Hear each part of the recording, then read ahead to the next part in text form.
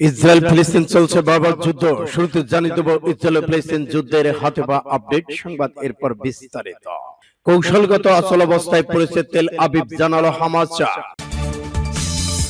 আরো জানিয়ে দিব যুক্তরাষ্ট্রের ভেটোর পর গাজায় ইসরায়েলের ব্যাপক বোমা হামলা শুরু। গাজা যুদ্ধের মধ্যে ইসরায়েলকে 50টি F-15 জঙ্গি বিমান দিচ্ছে আমেরিকা। ইসরায়েলের উত্তরাঞ্চলে ভুতুড়ে পরিণত করেছে হিজবুল্লাহর হামলা। এনডিএ জোটের অনেক যোগাযোগ করেছেন, পতন হতে পারে মোদির, রাহুল গান্ধীর ঘোষণা। এবার রাশিয়া উত্তর কোরিয়া একটা ঘোষণা, উত্তর কোরিয়ায় পৌঁছেছেন পুতিন। যুক্তরাষ্ট্রে বসবাসরত 5 লাখ অভিবাসীকে বৈধতা দিচ্ছেন বাইডেন। এবং সর্বশেষে জানিয়ে দেব ইসরায়েলের প্রধান সদর দপ্তরে হামলা করে উড়িয়ে দিল ইরান। এতক্ষণ শুনছিলেন সংবাদ শিরোনাম, এখন বিস্তারিত। তবে অনুরোধ থাকবে এই ভিডিওটিতে একটি লাইক দিন এবং কমেন্টস করে জানিয়ে দিন আপনি কোন জেলা থেকে বা কোথা থেকে আমাদের সাথে যুক্ত রয়েছেন। এবং ইসরায়েল ফিলিস্তিন ইরান যুদ্ধের সর্বশেষ গুরুত্বপূর্ণ আপডেট সংবাদ হাতে পেতে চ্যানেলটি সাবস্ক্রাইব করে আমাদের সঙ্গেই থাকুন। ধন্যবাদ। যুক্তরাষ্ট্রের ভেটোর পর গাজায় আবারও ইসরায়েলের ভয়াবহ বোমা হামলা শুরু। জাতিসংঘ নিরাপত্তা পরিষদে ফিলিস্তিন ভূখণ্ডের যুদ্ধবিরতির প্রস্তাবের বিরুদ্ধে যুক্তরাষ্ট্রের ভেটো প্রদানের পরপরই গাজায় ইসরায়েলের নির্বিচার বোমা হামলা আবারও শুরু হয়েছে।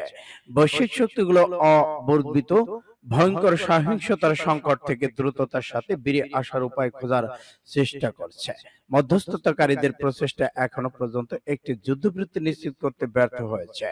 গাজায় দুর্দশা বর্ণনা করে জাতিসংঘ খাদ্য সংস্থা গতকাল সম্পূর্ণ বিশৃঙ্খলা সহিংসতার মুখোমুখি হওয়ার পর সংস্থাটি অঞ্চলের উত্তরে নির্ধারণ প্রয়োজনীয় সরবরাহ বন্ধ করে দিয়েছে। এদিকে হামাস জাতিসংঘ সংস্থার এই সিদ্ধান্তের নিন্দা জানিয়েছে। বিশ্ব খাদ্য কর্মসূচি শুধুমাত্র সরবরাহ আবার শুরু করেছিল, কিন্তু সেখানে খাদ্যবাহী যানবাহনে গুলি চালানো হয়েছে, লুটপাটের ঘটনা ঘটেছে, এমনকি ট্রাক চালককে মারধরও করা হয়েছে। হামাসের সরকারি মিডিয়া অফিস মঙ্গলবার রাতে বলেছে, বিশ্ব খাদ্য কর্মসূচি স্থগিত করা এই সিদ্ধান্ত আমরা হতবাক। উত্তর গাজা খাদ্য সহায়তা বিতরণ বন্ধের অর্থ 1 মিলিয়ন চতুর্থাংশ লোকের মৃত্যু, সূত্র ফাস্ট টুডে। প্রতিরোধী ইসরায়েলি মন্ত্রিসভা ভেঙে দিয়েছে, কৌশলগত অচল অবস্থায় পড়েছে তেল আবিব। ফিলিস্তিনে ইসলাম প্রতিরোধ আন্দোলন হামাসের শীর্ষ পর্যায়ে কর্মকর্তা ও পলিট ব্যুরো সদস্য ইজ্জাত আর রিশাদ বলেছেন, 8 মাসের যুদ্ধে ফিলিস্তিন প্রতিরোধের কারণে ইহুদিবাদী ইসরায়েলের যুদ্ধকালে মন্ত্রিসভা ভেঙে গেছে। গতকাল ইহুদিবাদী ইসরায়েলের যুদ্ধবাজ প্রধানমন্ত্রী বেনিয়ামিন নেতানিয়াহু 6 সদস্যের যুদ্ধকালে মন্ত্রিসভা ভেঙে দেন। এর আগে এই মন্ত্রিসভা থেকে বেনিয়া গাজন্ত পদত্যাগ করেছিলেন। 1 সপ্তাহের বেশি সময় আগে গন্তব্য পদত্যাগ করার সময় অভিযোগ করেছিলেন, নেতানিয়াহু গাজা উপত্যকায় যে কোনো হত্যামূলক যুদ্ধ চালাচ্ছে তা ব্যবস্থা চরম ব্যর্থতার পরিচয় দিয়েছে। এদিকে গত 7 অক্টোবর গাজা ইসরায়েল যুদ্ধ শুরু হওয়ার পর 11 অক্টোবর ইসরায়েল যুদ্ধকালীন মন্ত্রিসভা গঠন করে। গাজা উপত্যকায় প্রতিরোধ আন্দোলনগুলোর উপর চাপ জোরদার করার লক্ষ্যে নিয়ে নেতানিয়াহু এই পদক্ষেপ নেন। গাজায় আগ্রাসন শুরুর পর থেকে এ পর্যন্ত ইহুদিবাদী ইসরায়েলি বর্বর সেনারা 37,300 ফিলিস্তিনিকে হত্যা করেছে, যার বেশিরভাগই নারী ও সূত্র ফাস্ট টুডে SIBGAR। গাজা যুদ্ধের মধ্যে ইসরায়েলকে 50টি F-15 জঙ্গি বিমান দিচ্ছে আমেরিকা। মার্কিন প্রেসিডেন্ট জো বাইডেন প্রশাসনের চাপের কারণে ক্ষমতাসীন ডেমোক্র্যাট দলের গুরুত্বপূর্ণ 2 কংগ্রেস সদস্য ইহুদিবাদী ইসরায়েলের কাছে বড় ধরনের একটি অস্ত্রের চালান পাঠানোর বিষয়ে রাজি হয়েছেন। এই অস্ত্রের চালানের মধ্যে 50টি F-15 জঙ্গি বিমান রয়েছে বলে মার্কিন গণমাধ্যম খবরে জানানো হয়েছে।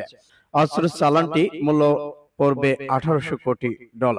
বিষয়টির সাথে সংশ্লিষ্ট 3 জন সরকারি কর্মকর্তা বরাদ্দে ওয়াশিংটন পোস্ট গতকাল জানিয়েছে, মার্কিন প্রতিনিধি পরিষদের সদস্য গ্রেগরি মিক্স এবং সিনেটর বেন কার্ডিন শেষ পর্যন্ত এই চুক্তিতে সই করেছেন। 1 মাস ধরে চুক্তিটি আটকে রেখেছিলেন ডেমোক্র্যাট দলের এই 2 সদস্য। কয়েক সপ্তাহ আগে তারা অস্ত্র বিক্রি চুক্তি সই করেছেন বলে ওয়াশিংটন পোস্ট জানিয়েছে, সূত্র ইন্ডিয়া টুডে। ইসরায়েলের উত্তরাঞ্চলকে ভুতুড়ে পরিণত করেছে হিজবুল্লাহর হামলা।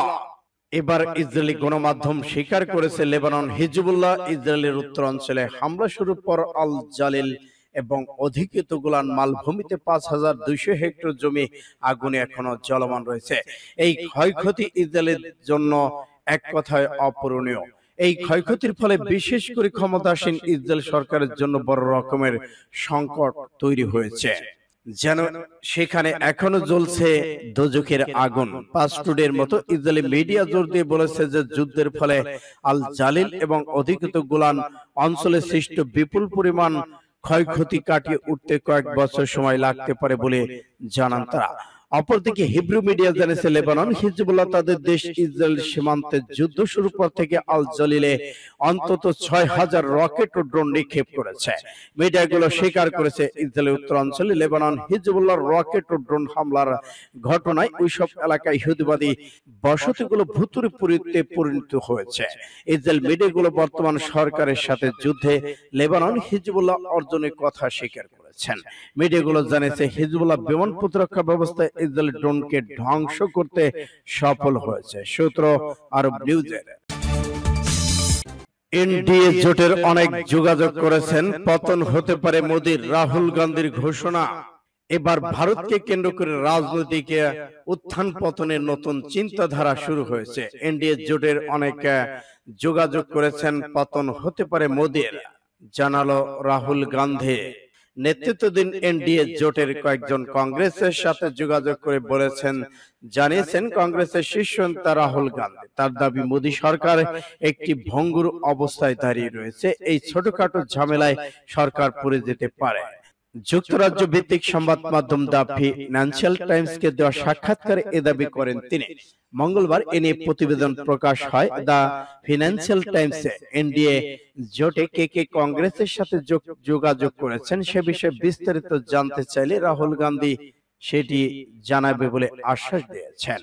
রাহুল গান্ধী বলেছেন, ক্ষমতায় টিকে থাকতে প্রধানমন্ত্রী নরেন্দ্র মোদীকে সংগ্রাম করতে হবে। নির্বাচন প্রচারের সময় মোদী ধর্মীয় উত্তেজনা পুঁজি করার চেষ্টা করেছিলেন। সূত্র পাসটুডে। এবার উত্তর কোরিয়া এবং রাশিয়া একটা ঘোষণা। উত্তর কোরিয়ার পৌঁছেছেন পুতিন। রাশিয়ার প্রেসিডেন্ট ভ্লাদিমির পুতিন 2 দিনের সফরে উত্তর কোরিয়া পৌঁছেছেন। স্থানীয় সময় আজ বুধবার প্রথম প্রহরে তিনি পিয়ংইয়ং এর বিমানবন্দরে পৌঁছান।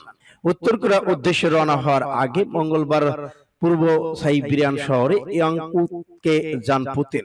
সেখান থেকে তিনি উত্তর কোরিয়ার উদ্দেশ্যে যাত্রা শুরু করেন।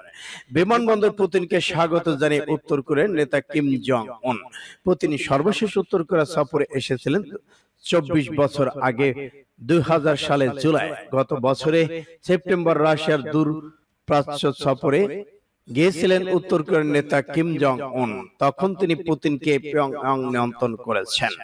সেই নিমন্ত্রণে সাড়া দিয়ে আজ দেশটির সফরে এসেছেন পুতিন। পুতিনের সঙ্গে সফরে দেশটির বিভিন্ন বিভাগের গুরুত্বপূর্ণ ব্যক্তি, একটি প্রতিনিধি দল রয়েছে।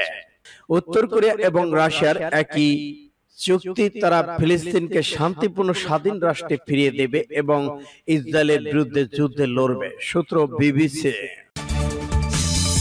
বিশ্বের বিভিন্ন রাষ্ট্র থেকে যুক্তরাষ্ট্রে বসবাসরত 5 লক্ষ অভিবাসীকে বৈধতা দিতে যাচ্ছেন বাইডেন। আগামী নভেম্বরে যুক্তরাষ্ট্রের নির্বাচনকে সামনে রেখে 5 লাখ অবৈধ অভিবাসীকে বৈধতা দিতে যাচ্ছেন প্রেসিডেন্ট বাইডেন।